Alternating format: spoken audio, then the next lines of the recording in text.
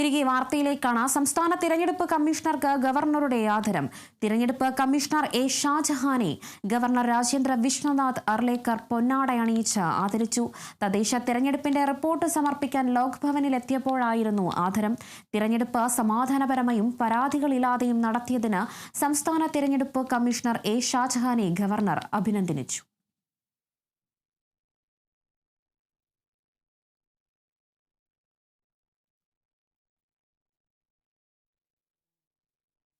ഇടുക്കി ജില്ലാ നേതൃത്വത്തിനെതിരെ സിപിഐയുടെ മുതിർന്ന നേതാവും ജില്ലാ മുൻ സെക്രട്ടറിയുമായ കെ ശിവരാമൻ 45 വർഷത്തെ രാഷ്ട്രീയ ജീവിതത്തിലെ പാർട്ടിയുടെ ആശയങ്ങളോട് 100% സത്യസന്ധത കാണിച്ചു.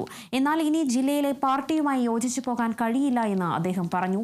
സിപിഐ പോകേണ്ട വഴിയിലല്ല പോകുന്നതെന്നും അതിനാൽ രാഷ്ട്രീയ ജീവിതം അവസാനിപ്പിച്ച സാധാരണ പാർട്ടി പ്രവർത്തകനായി തുടരുമെന്നും അദ്ദേഹം വ്യക്തമാക്കി.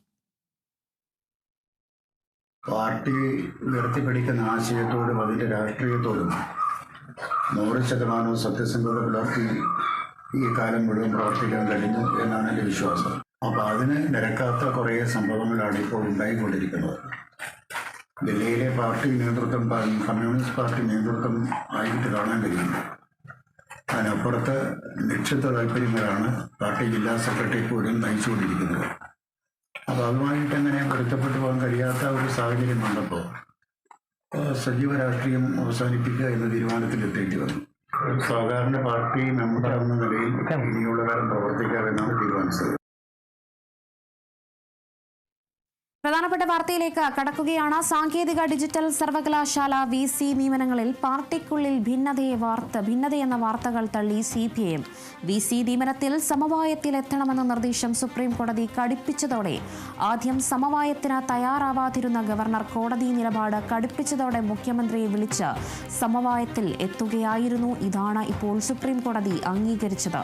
വൈസ് ചാൻസലർ നിയമനവുമായി ബന്ധപ്പെട്ട സുപ്രീം കോടതി മുഖ്യമന്ത്രി സ്വീകരിച്ച നിലപാടിനെ പാർട്ടി സംസ്ഥാന സെക്രട്ടേറിയറ്റ് ഐക്യകണ്ഠേന അംഗീകരിക്കുകയാണ് ചെയ്തത്. എന്നിട്ടും CPIM സംസ്ഥാന സെക്രട്ടറിയിൽ അഭിപ്രായ വ്യത്യാസമുണ്ട് എന്ന് പ്രചരിപ്പിക്കാനാണ് മാധ്യമങ്ങൾ ശ്രമിച്ചത്.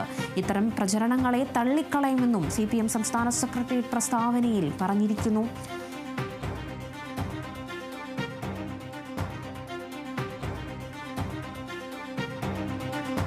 കേരള രാഷ്ട്രീയത്തിൽ നീണ്ട ദിവസങ്ങൾ ചർച്ച ചെയ്ത ഒരു വാർത്തയായിരുന്നു. VC-മാരുടെ നിയമനത്തിൽ ഗവർണറും സർക്കാരും സമവായത്തിൽ എത്താത്തതിനാൽ കോടതികൾ വരെ ഇതിൽ ഉൾപ്പെടേണ്ട ഒരു വിഷയമുണ്ടായിട്ടുണ്ട്, ഒരു സാഹചര്യം ഉണ്ടായിട്ടുണ്ട്. ഒടുവിൽ എന്തായാലും ഗവർണറും സർക്കാരും തമ്മിൽ ഒരു സമവായത്തിൽ ഏർപ്പെടുകയും ചർച്ചകൾ നടത്തുകയും VC-മാരെ നിയമിക്കുകയും ചെയ്തു. വിദ്യാർത്ഥികളുടെ ഒരു സുരക്ഷാ മാനദണ്ഡം അല്ലെങ്കിൽ വിദ്യാർത്ഥികളുടെ ആവശ്യമനുസരിച്ച് അവരുടെ സുരക്ഷയ്ക്കായും അവരുടെ പഠനത്തിന്റെ ആവശ്യങ്ങൾക്കായും സമാധാനത്തിനായും ഒടുവിൽ ഗവർണറും സർക്കാരും തമ്മിൽ ഒരു സമവായത്തിൽ VC-മാരെ നിയമിക്കുകയും ചെയ്തു. അതിന് തൊട്ടു പിന്നാലെയാണ് CPI-യിൽ ഈ ഒരു വാർത്ത വന്നതായി കഴിഞ്ഞ ദിവസം മാധ്യമങ്ങളിൽ വന്നിട്ടുണ്ടായിരുന്നു. അതിനെതിരെയാണ് ഇപ്പോൾ ഒരു വാർത്ത തള്ളി എന്ന രീതിയിൽ CPM-ന്റെ ഒരു വാർത്ത വന്നിരിക്കുന്നത്. സാങ്കേതിക ഡിജിറ്റൽ സർവകലാശാല VC നിയമനങ്ങളിൽ പാർട്ടിക്കുള്ളിൽ ഭിന്നത എന്ന വാർത്ത തള്ളിയിരിക്കുകയാണ് CPI. ആദ്യം CPI വാർത്ത തള്ളി എന്നൊരു നമ്മൾ കൊടുത്തിട്ടുണ്ടായിരുന്നു. മുഖ്യമന്ത്രി ഒറ്റയ്ക്കാണ് തീരുമാനങ്ങൾ എടുത്തത് എന്നൊരു കാര്യമുണ്ടായിരുന്നു. അതിന് പിന്നാലെയാണ് ഇപ്പോൾ CPI ഈ വാർത്ത തള്ളിയിരിക്കുന്നത്. VC നിയമനത്തിൽ സമവായത്തിലെത്തണമെന്ന നിർദ്ദേശം സുപ്രീം കോടതി കടുപ്പിച്ചതോടെ ആദ്യം സമവായത്തിന് തയ്യാറാവാതിരുന്ന ഗവർണർ കോടതി നിലപാട് കടുപ്പിച്ചതോടെ മുഖ്യമന്ത്രിയെ വിളിച്ച് സമവായത്തിൽ എത്തുകയായിരുന്നു. ഇതാണ് ഇപ്പോൾ സുപ്രീം കോടതി അംഗീകരിച്ചത്.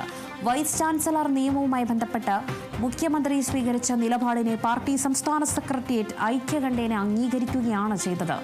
എന്നിട്ടും CPIM സംസ്ഥാന സെക്രട്ടേറിയറ്റിൽ അഭിപ്രായ വ്യത്യാസമുണ്ട് എന്ന് പ്രചരിപ്പിച്ചാണ് മാധ്യമങ്ങൾ വാർത്തകൾ നൽകിയത്. ഇത്തരം പ്രചാരണങ്ങളെ തള്ളുകയാണെന്നും CPI സംസ്ഥാന സെക്രട്ടേറിയറ്റ് പ്രസ്താവനയിൽ ഇപ്പോൾ പറഞ്ഞിരിക്കുന്നു. എന്തായാലും CPIയും ഒരുമിച്ചെടുത്ത തീരുമാനമാണ് എന്നതാണ് നിലവിലിപ്പോൾ CPM സെക്രട്ടേറിയറ്റിന്റെ പ്രസ്താവനയിൽ പറഞ്ഞിരിക്കുന്നത്.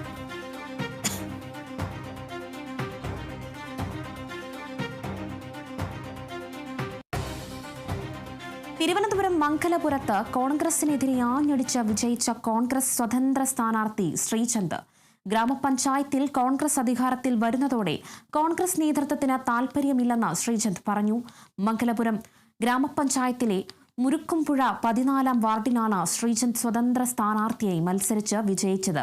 തിരഞ്ഞെടുപ്പിന് ശേഷം 3 മുന്നണികളും സമനിലയിലെത്തിയതോടെ പഞ്ചായത്തിൽ ഭരണം നേടണമെങ്കിൽ സ്വതന്ത്ര സഹായം വേണം. എന്നാൽ മറ്റ് 2 മുന്നണികളും പ്രത്യക്ഷമായും പരോക്ഷമായും തന്റെ പിന്തുണയ്ക്കായി സമീപിച്ചുവെന്നും എന്നാൽ കോൺഗ്രസ് നേതൃത്വമോ ഭാരവാഹികളോ ഇതുവരെ ഒരു വാക്കുപോലും പറഞ്ഞിട്ടില്ല എന്നതുമാണ് ശ്രീചന്ദ് പറയുന്നത്. സത്യപ്രതിജ്ഞ ചെയ്ത അധികാരമേൽക്കാൻ ഇനി ദിവസങ്ങൾ മാത്രം ബാക്കി നിൽക്കെ അധികാരം കൈവെള്ളയിൽ എത്തി നിൽക്കുമ്പോഴും കോൺഗ്രസ് നേതൃത്വം മുഖം തിരിഞ്ഞു നിൽക്കുന്ന നടപടിയാണ് ചില വ്യക്തി താൽപര്യം കൊണ്ട് മാത്രമാണെന്നും ഇത് ശ്രീചന്ദ് പറയുന്നു. എന്റെ താല്പര്യം എൻ്റെ UDF മുന്നണിയുമായിട്ട് ബന്ധപ്പെട്ട് നിന്ന് ഭരണസമിതി രൂപീകരിക്കണമെന്നാണ് എൻ്റെ താല്പര്യം. പ്രസിഡന്റ് സ്ഥാനത്ത് നിന്നുകൊണ്ട് UDFൽ ഇവിടെ ഒരു ഭരണസമിതി ഉണ്ടാവണമെന്നാണ് ആഗ്രഹിക്കുന്നത്. പക്ഷേ നിർഭാഗ്യവശാൽ നമ്മളെ മുന്നണിയിൽ നിന്ന് ഇതുവരെ പ്രാദേശികമായിട്ടുള്ള നേതാക്കൾ ആരും തന്നെ നമ്മളെ സമീപിച്ചിട്ടില്ല. ബാക്കി 2 മുന്നണികളും എന്നോട് ചേർന്ന് നിൽക്കുന്ന എൻ്റെ കൂടെ പ്രവർത്തിച്ചവരുമായിട്ടൊക്കെ സംസാരിച്ചു. പക്ഷെ നമ്മുടെ ഏറ്റവും വലിയൊരു ആഗ്രഹം ഇവിടെ 15 വർഷമായിട്ട് LDF ഭരണത്തിലാണ് ഈ പഞ്ചായത്ത് മുമ്പോട്ട് പോകുന്നത്. ഇക്കുറി UDF ഭരണത്തിൽ വരണമെന്നാണ് എൻ്റെ ആത്മാർത്ഥമായിട്ടുള്ള ഒരാഗ്രഹം. കോഴിക്കോട് കോർപ്പറേഷനിലെ പ്രതിപക്ഷ നേതൃസ്ഥാനം ആദ്യ ടൈമിൽ മുസ്ലിം ലീഗിന്. അരീക്കോട് ഡിവിഷനിൽ നിന്നും വിജയിച്ച SV മുഹമ്മദ് ഷമീൽ തങ്ങളാണ് പ്രതിപക്ഷ നേതാവാവുക. മേയർ സ്ഥാനത്ത് UDF മീഞ്ചത്ത ഡിവിഷനിൽ നിന്നും വിജയിച്ച കോൺഗ്രസ് നേതാവും SK അബൂബക്കറിനെയും ഡെപ്യൂട്ടി മേയർ സ്ഥാനത്തേക്ക് കുറ്റിച്ചിറ ഡിവിഷനിൽ നിന്നും വിജയിച്ച യൂത്ത് ലീഗ് സംസ്ഥാന സെക്രട്ടറി ഫാത്തിമ തഹലിയെയും മത്സരിപ്പിക്കും.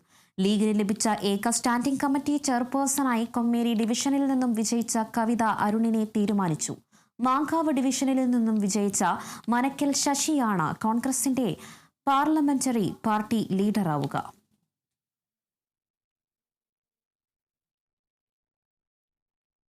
കോൺഗ്രസിന്റെ ഉറച്ച ഡിവിഷനായിരുന്ന കോഴിക്കോട് കോർപ്പറേഷനിലെ പാറൂപ്പടി KPCC general secretary PM Niyas പരാജയപ്പെട്ട സംഭവത്തിൽ പാർട്ടി അന്വേഷണം തുടരുന്നു. നേതാക്കളിൽ നിന്നും തെളിവെടുപ്പ് നടത്തിയ 2ാം ഘട്ട അന്വേഷണ കമ്മീഷന് 26-ന് റിപ്പോർട്ട് DCC അധ്യക്ഷൻ K പ്രവീൺകുമാർ കൈമാറും. PM നിയാസിനെ തോൽപ്പിക്കാൻ പാർട്ടിക്ക് അകത്തുനിന്ന് ഇടപെടൽ ഉണ്ടായിട്ടുണ്ടെങ്കിൽ ശക്തമായ നടപടി സ്വീകരിക്കുമെന്ന് DCC അധ്യക്ഷൻ K പ്രവീൺകുമാർ വ്യക്തമാക്കി. തോൽവിക്ക് പിന്നിൽ എന്തോ നടന്നു എന്നതാണ് വിശ്വാസം. CPM BJP അവിശുദ്ധ കൂട്ടുകെട്ട് ഉണ്ടായിട്ടുണ്ടെങ്കിൽ അത് തുറന്നു കാണിക്കുമെന്നും അദ്ദേഹം പറഞ്ഞു. ഇന്നലെ തെളിവെടുപ്പ് ആരംഭിച്ചു. ഞാൻ അതിനെക്കുറിച്ച് നേരത്തെ പറഞ്ഞിട്ടുണ്ട്. ഞങ്ങൾക്ക് നല്ലൊരു വിജയം ഈ ജില്ലയിൽ ഉണ്ടായിട്ടും നിയാസ് വക്കീലിൻ്റെ പരാജയം ഞങ്ങളെ സംബന്ധിച്ച് ഒരു ദുഃഖമാണ്. അത് ഗൗരവത്തോടു കൂടിയാണ് DCC മാത്രമല്ല KPCC കാണുന്നത്.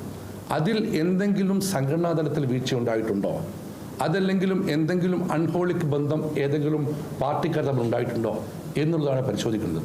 അത് ഏതെങ്കിലും പാർട്ടികൾ തമ്മിലുള്ള അവിശുദ്ധ ബന്ധമാണെങ്കിൽ ആ കാര്യം ഞങ്ങൾ പൊതുസമൂഹത്തിനോട് മുമ്പിൽ വെളിപ്പെടുത്തും. പാർട്ടിക്കകത്താണ് വീഴ്ചയെങ്കിൽ അതിശക്തമായ സംഘടനാ നടപടി ആ കാര്യത്തിലുണ്ടാവും. റിപ്പോർട്ട് അന്വേഷണം നടക്കുന്നത് കൊണ്ട് അത്രമാത്രമേ പറയുന്നുള്ളൂ. ഏതായാലും റിപ്പോർട്ട് കിട്ടിക്കഴിഞ്ഞാൽ ഉടൻ തന്നെ ബന്ധപ്പെട്ട അവിടെ ഉണ്ടാവും. ത്രിതല പഞ്ചായത്ത് തിരഞ്ഞെടുപ്പ് വിജയത്തെ തുടർന്ന് പത്തനംതിട്ട ബ്ലോക്ക് കോൺഗ്രസ് പ്രസിഡന്റായി റോജി പോൾ ദാനിയേലിനെ നിയമിച്ചു. KPCC നിർദ്ദേശപ്രകാരമാണ് നിയമനം. സ്ഥാനാർത്ഥി നിർണയവുമായി ബന്ധപ്പെട്ട് ബ്ലോക്ക് കോൺഗ്രസ് പ്രസിഡന്റ് രാജിവെച്ച ഒഴിവിലാണ് റോജി പോൾ ദാനിയേലിനെ താൽക്കാലികമായി നിയമിച്ചത്. ഇവിടെ ഓമല്ലൂരും അതേപോലെ തന്നെ നാരങ്ങാനവുമാണ് ആർക്കും ഭൂരിപക്ഷം ഇല്ലാതെ ഒരു അവസ്ഥ വരുന്നത്. അത് KPCCയുടെ നിർദ്ദേശം അനുസരിച്ച് അവിടെയും UDFന്റെ ഭരണം വരാൻ കഴിയുമെന്നുള്ളതാണ് എൻ്റെ ഒരു വിശ്വാസം. ഇനി ശബരിമല വിശേഷങ്ങളിലേക്ക്.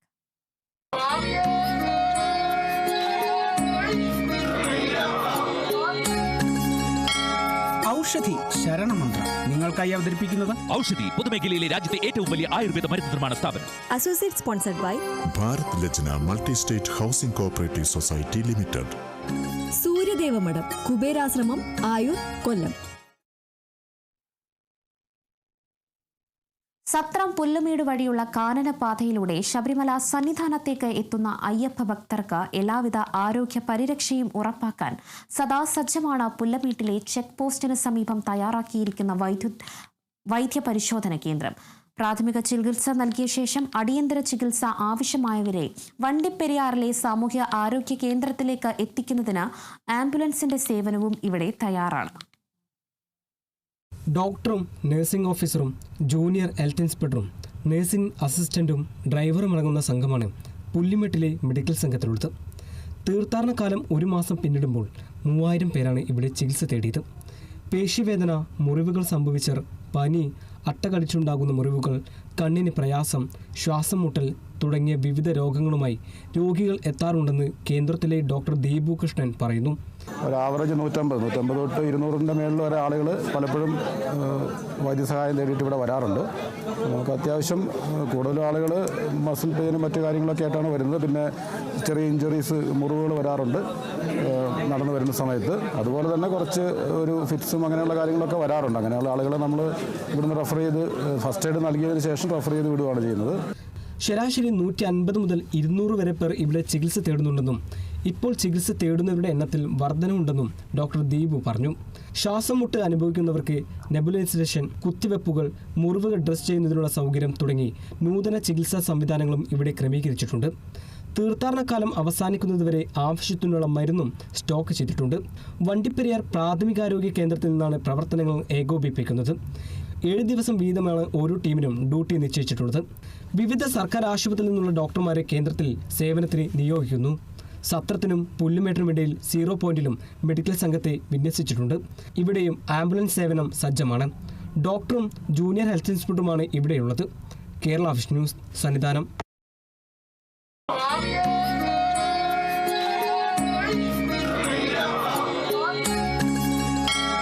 ഔഷധി ശരണമന്ത്രം നിങ്ങൾക്കായി അവതരിപ്പിക്കുന്നത് ഔഷധി പൊതുമേഖലയിലെ രാജ്യത്തെ ഏറ്റവും വലിയ ആയുർവേദ മരുന്ന് നിർമ്മാണ സ്ഥാപനം. Associate sponsored by Bharat Lajna multi state housing cooperative society limited. Suryadeva മഠം, കുബേരാശ്രമം, ആയൂർ, കൊല്ലം. ഇനി നോക്കാം സ്വർണം വെള്ളി നിരക്കുകൾ. കവിത ഗോൾഡ് ആൻഡ് ഡയമണ്ട്സ് ഇന്നത്തെ സ്വർണം വെള്ളി നിരക്കുകൾ നിങ്ങൾക്കായി അവതരിപ്പിക്കുന്നത് Kavitha gold and diamonds, the versatile jewellery.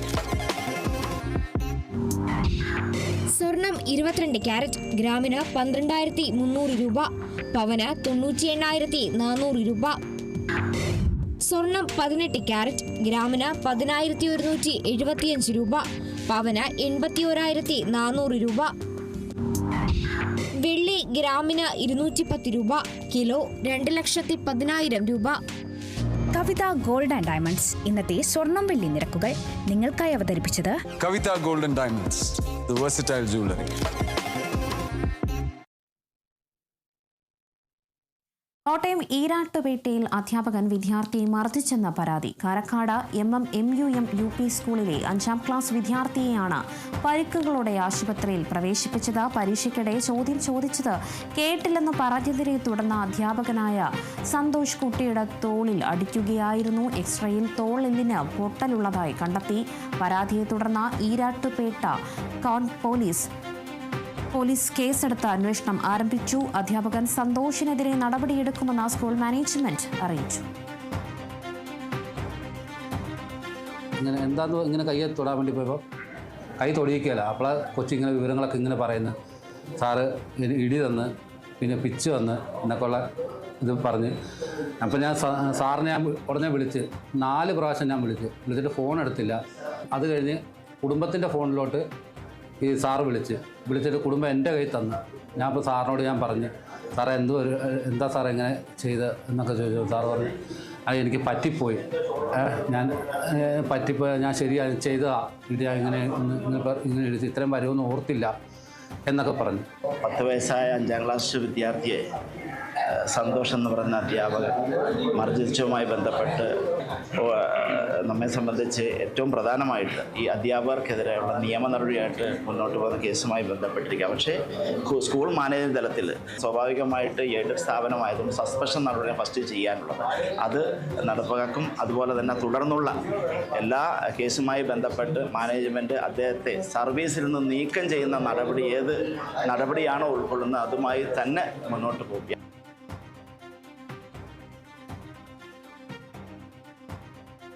Thiruvananthapuram കല്ലമ്പലത്ത് പലിശക്കാരുടെ ഭീഷണിയെ തുടർന്ന് വിവാഹം നിശ്ചയിച്ച പെൺകുട്ടി ജീവനൊടുക്കാൻ ശ്രമിച്ചു. പെൺകുട്ടിയെ വിവാഹം കഴിക്കാൻ നിശ്ചയിച്ചിരുന്ന വരന്റെ വീട്ടിലെത്തിയാണ് പലിശക്കാരൻ ഭീഷണിപ്പെടുത്തിയത്. ഭീഷണിയുടെ അടിസ്ഥാനത്തിൽ വരന്റെ വീട്ടുകാർ വിവാഹം വേണ്ടെന്ന് വയ്ക്കുകയും തുടർന്നുണ്ടായ മനോവിഷമത്തിൽ പെൺകുട്ടി ഗുളിക കഴിച്ച് ജീവനൊടുക്കാൻ ശ്രമിക്കുകയും ചെയ്തു. പെൺകുട്ടിയുടെ അമ്മ ചിലരിൽ നിന്ന് പണം കടം വാങ്ങിയായിരുന്നു ഈ ചടങ്ങ് നടത്തിയത്. എന്നാൽ മുതലും പലിശയും അടച്ചു തീർന്നില്ലെങ്കിലും പലിശക്കാർ ഇവരുടെ വീട്ടിലെത്തി ഭീഷണി മുഴക്കി.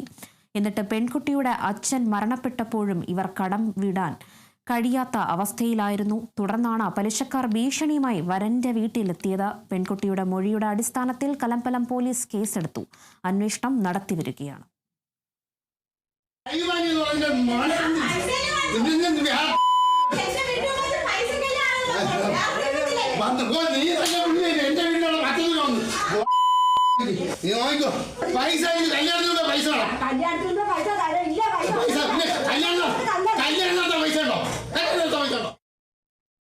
എൻ്റെ കൊച്ചിൻ്റെ കല്യാണം ഇനിയിപ്പോൾ നടന്നില്ലെങ്കിലും എനിക്ക് സമാധാനം. ഇവരെ ഞാനും എൻ്റെ മോളോട് ചേർന്നവരെ ജയിലിനകത്താക്കണം, എനിക്കാക്കണം. ഇനി ഒരു കൊച്ചുങ്ങൾക്കും ഇങ്ങനെ ഒരു ഗതി ഉണ്ടാവല്. എല്ലാ അച്ഛനും അമ്മയ്ക്കും മക്കളെ വളർത്തി ഒരു കുടുംബം നോക്കി വരുമ്പോൾ ബാധ്യത ഉണ്ടാവും. മലപ്പുറം അരീക്കോടിൽ കാട് വെട്ടുന്നതിനിടെ പരിക്കേറ്റ പാമ്പിനെ ആനിമൽ റെസ്ക്യൂ വോളണ്ടിയർമാർ രക്ഷപ്പെടുത്തി. ആനിമൽ റെസ്ക്യൂ വോളണ്ടിയർ സുരേഷിന്റെ നേതൃത്വത്തിലുള്ള സംഘമാണ് പാമ്പിനെ രക്ഷപ്പെടുത്തിയത്. പാമ്പിനെ കുഴിമണ്ണ വെറ്റിനറി ഹോസ്പിറ്റലിൽ എത്തിച്ച അടിയന്തര ശസ്ത്രക്രിയ നടത്തി. പാമ്പിന്റെ ആരോഗ്യനില പൂർണ്ണമായും സുഖം പ്രാപിക്കുന്നതുവരെ സ്നേക്ക് റെസ്ക്യൂ വോളണ്ടിയർ അബുവിന്റെ വീട്ടിൽ പെരുമ്പാമ്പിനെ നിരീക്ഷണത്തിൽ പാർപ്പിക്കും. ശേഷം പെരുമ്പാമ്പിനെ വനത്തിലേക്ക് തുറന്നുവിടും.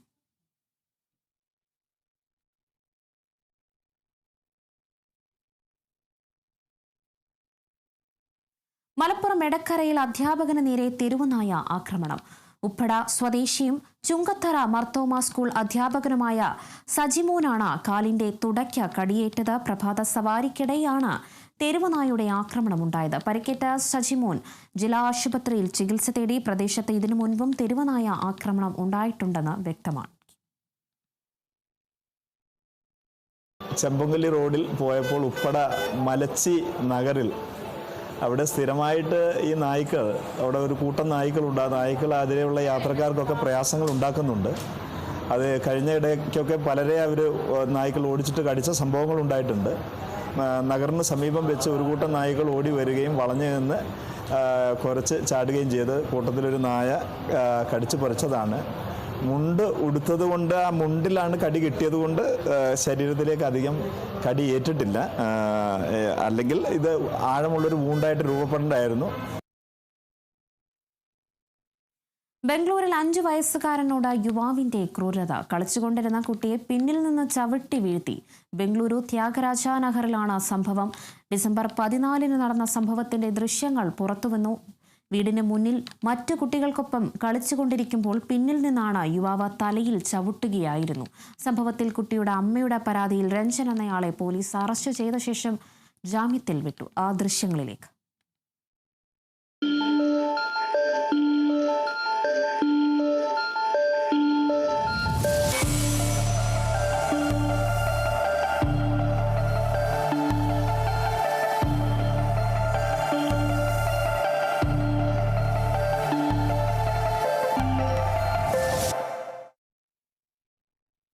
മറ്റൊരു പ്രധാനപ്പെട്ട വാർത്തയിലേക്ക് കടക്കുകയാണ്. തൃശൂർ കുന്നംകുളം കാടിപ്പയ്യൂരിൽ BJP CPM പ്രവർത്തകർ തമ്മിൽ ഏറ്റുമുട്ടി എന്നൊരു വാർത്തയാണ് വന്നിരിക്കുന്നത്. 2 പേർക്ക് ഈ ഏറ്റുമുട്ടലിൽ പരിക്ക് പറ്റിയിട്ടുണ്ട്. CPM പ്രവർത്തകനായ കാണിപ്പയ്യൂർ സ്വദേശി കൃഷ്ണകുമാർ, BJP പ്രവർത്തകനായ ബിനു എന്നിവർക്കാണ് പരിക്കേറ്റത്. കുടിവെള്ള പ്രശ്നത്തെ ചൊല്ലി വാട്സപ്പ് ഗ്രൂപ്പിലുണ്ടായ തർക്കമാണ് അടിപിടികളിൽ കലാശിച്ചത്. മുൻ BJP പ്രവർത്തകനായ കൃഷ്ണകുമാർ തങ്ങൾക്കൊപ്പം ചേർന്നതാണ് പ്രകോപനത്തിന് കാരണമെന്ന് CPM സംഘർഷത്തിൽ പറഞ്ഞിരിക്കുന്നു. സംഘർഷത്തിൽ പരിക്കേറ്റ ഇരുവരെയും ആശുപത്രിയിൽ പ്രവേശിപ്പിച്ചു.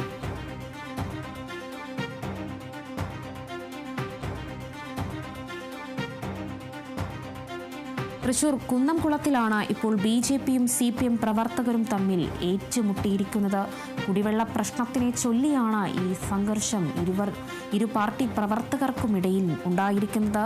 കാണിപ്പയ്യൂർ സ്വദേശിയായ CPM പ്രവർത്തകനായ കാണിപ്പയ്യൂർ സ്വദേശിയായ കൃഷ്ണകുമാർ, BJP പ്രവർത്തകനായ ബിനു എന്നിവർക്കാണ് പരിക്കേറ്റത്. കുടിവെള്ള പ്രശ്നത്തെ ചൊല്ലി വാട്സപ്പ് ഗ്രൂപ്പിലുണ്ടായ തർക്കമാണ് അടിപിടികളിൽ കലാശിച്ചത്.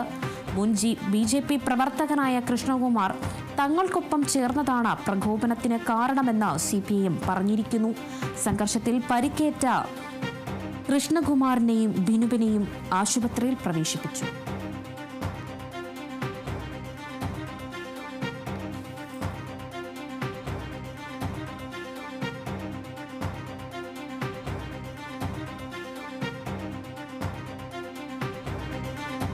ഇടവേള.